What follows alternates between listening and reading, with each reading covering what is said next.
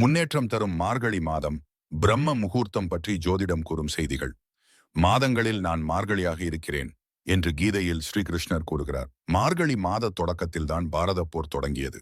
இந்த போரில் கண்ணன் உலக மக்களுக்காக வழங்கிய கீதை பிறந்ததும் மார்கழி மாதமே.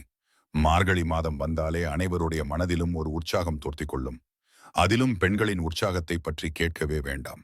நாளை என்ன கோலம் போடுவது என்பதே அவர்களின் நாள் முழுவதின் சிந்தனையாக இருக்கும். அத்தனை சிறப்பு வாய்ந்த மார்கழி மாதம்.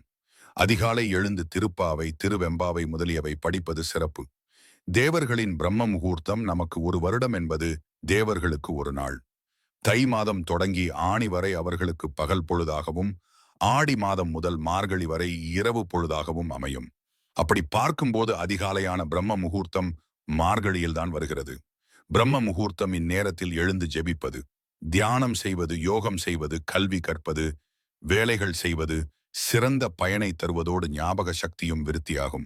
அதிகாலை எழுந்து குளித்துவிட்டு வாசலில் கோலம் போட்டு வீட்டு வாசலில் 2 அகல் விளக்கு ஏற்றி, பிறகு பூஜை அறையில் விளக்கு ஏற்றி நாம் வேண்டிய நல்ல விஷயங்கள் நன்றாக நடக்கும். நம்பிக்கையுடன் செய்து பாருங்கள், கண்டிப்பாக நிறைவேறும்.